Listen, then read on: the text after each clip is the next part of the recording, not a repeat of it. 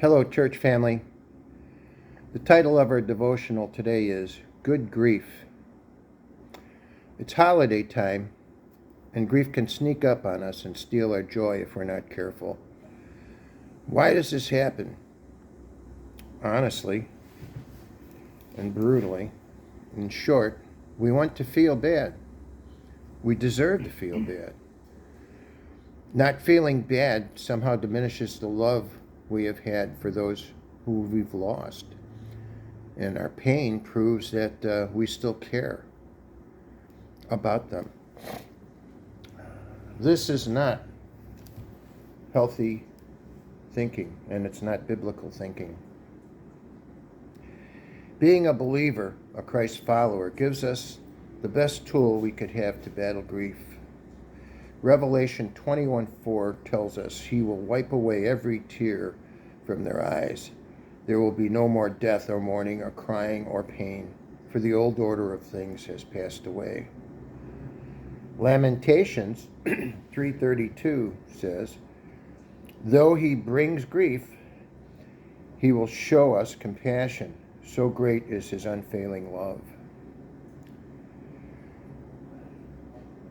My wife and I lost our son Joe in 2000. It crushed us. I had no relationship with Jesus at that time. I prayed the rosary hundreds of times a day in an attempt to pull myself away from reimagining our son's death. I tell people he died once. For me, he died 10,000 times. Couldn't get it out of my head. I was raised Catholic, and the rosary was all I knew. Honestly, it didn't mean anything to me. I had no relationship with Christ, but it created a distraction, and it got me through. Eventually, over 10 years of time, my search for peace led me to Jesus, and I was born again in 2009. God had led me to his son, and I was ready and desperate to pull out of the dive into the abyss that I was headed for, complete hopelessness. In the blackness, I saw his hand. I grabbed it and hung on tight. And here I am. Yes, I still miss our son, and I mourn him. I have dark moments. But then I reflect on Jesus, and the moment fades.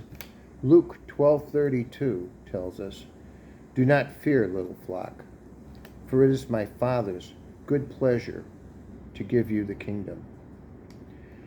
John 11:25-26 says, Jesus said to her, I am the resurrection and the life. Those who believe in me, even though they die, will live.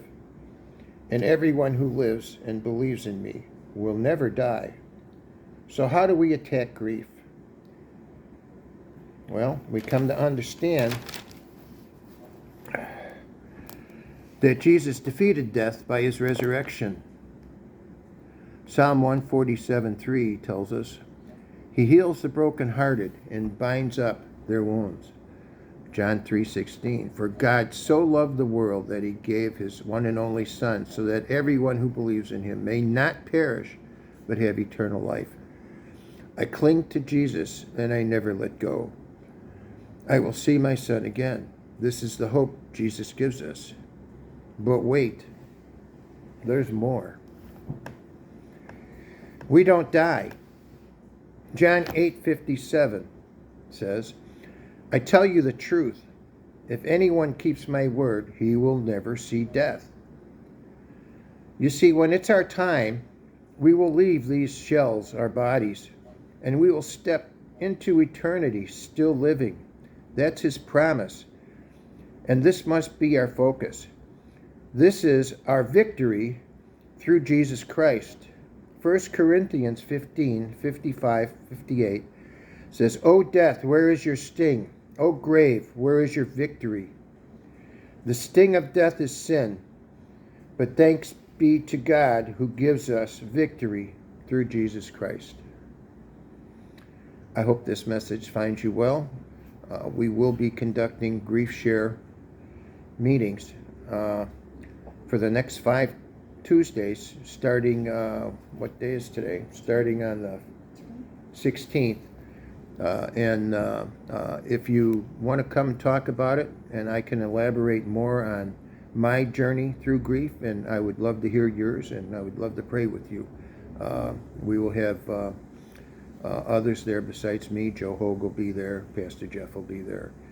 I hope to see you, and you have a blessed holiday and find peace. I love you, church. Bye.